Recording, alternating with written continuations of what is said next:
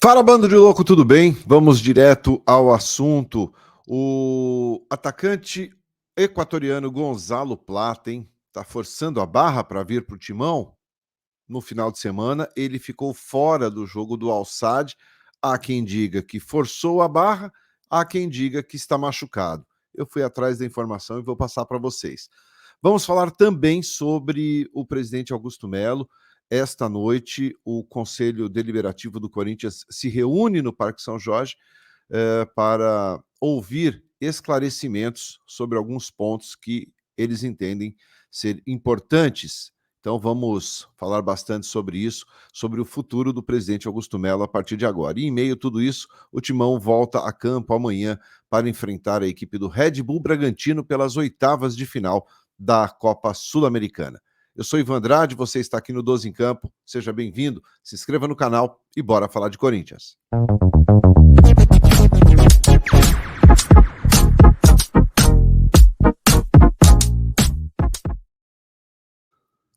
Muito bem, 12 em Campo, indo direto ao assunto, na manhã desta segunda-feira, dia 12 de agosto, e a gente começa falando aqui sobre Gonzalo Plata, né? Gustavo Cuellar, não. Gonzalo Plata. Bom, no último final de semana, o atacante que é pretendido pelo Corinthians não jogou, né? Ele pediu para ficar fora do jogo, alegando uma contusão. O Al-Sadd diz que o jogador não atuou porque estava machucado. Eu fui atrás da informação e fiz contato com pessoas que trabalham no futebol árabe, né? Que me disseram o seguinte, que para eles, realmente, o Plata está com uma pequena lesão, nada grave, mas que não jogou porque está machucado. Mas há quem diga também que ele realmente está forçando a barra, a gente tem trazido aqui a informação, ele tem interagido muito com o torcedor corintiano nas redes sociais, eh, manifestando, né, mostrando o desejo aí de jogar pelo Corinthians. O Corinthians está disposto a pagar 50 milhões de reais pelo Plata. Tá? O Corinthians não desistiu do jogador, mas entende que a negociação ela começa a ficar um pouco mais difícil, mais complicada, porque os valores são altos. Né? O Corinthians inicialmente mandou 8 milhões de dólares, que era ali em torno de 44 milhões de reais de forma parcelada. Esse negócio o Al-Sadd não topou, não interessou, e eles querem os 12 milhões de dólares. 12 milhões de dólares, aí a gente já está falando em mais de 70 milhões de reais. Bom, o Corinthians disposto a pagar 50 milhões, né? 50 milhões de dólares ou de reais pelo jogador, né? Em torno aí de 10 milhões, pouco mais de 10 milhões de dólares.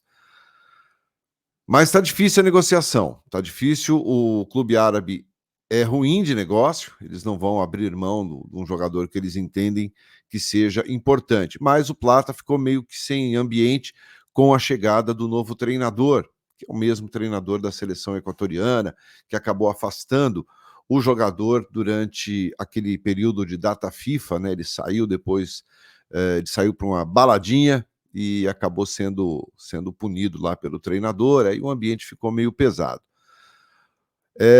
Diante disso, o Corinthians sabe da dificuldade, quer o jogador, mas esbarra nessa questão financeira. Né? Pagar mais que esses 10 milhões de dólares aí seria realmente talvez um valor alto demais, né, por um jogador que ele tem qualidade, evidentemente, mas que também não se sabe o retorno ao certo, né? Isso aí é sempre uma grande incógnita, né?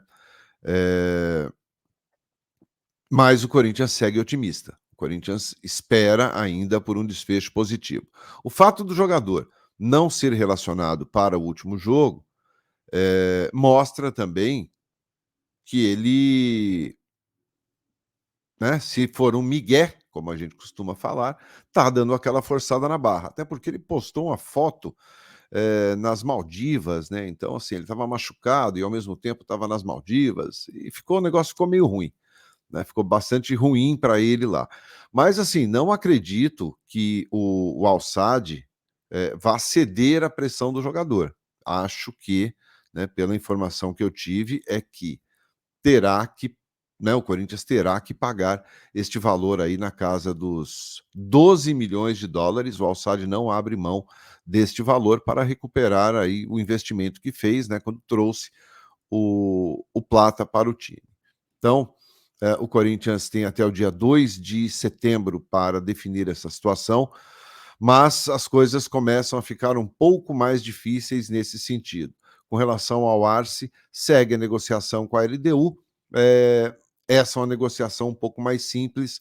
O Corinthians, né, com valores bem mais baixos, quase que a metade desse valor aí do Plata, mas o Corinthians segue bastante otimista com relação a um desfecho positivo. E aí, você apostaria em quem? No Plata ou no Arce?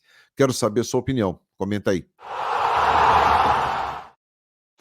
Bom, vamos entrar no assunto agora, que é um assunto que raramente eu falo aqui, que é sobre política dentro do clube, mas hoje à noite o Conselho Deliberativo do Corinthians vai se reunir lá no Parque São Jorge,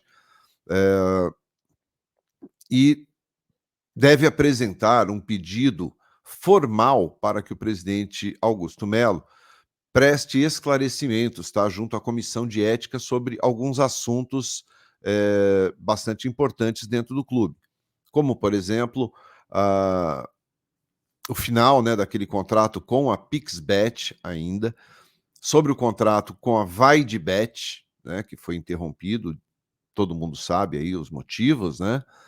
Ah, também vai ser pedido esclarecimento sobre a contratação do CEO, né, do Fred Luz, e também sobre as categorias de base, né? O Corinthians já trouxe 47 jogadores nesta temporada, bastante gente. O Corinthians gastou 150 milhões de reais em contratações este ano, e o time segue ocupando ali a zona do rebaixamento do Campeonato Brasileiro. Isso tem gerado muita preocupação no Conselho Deliberativo, entre conselheiros, e o presidente Augusto Melo terá que prestar esses esclarecimentos aí.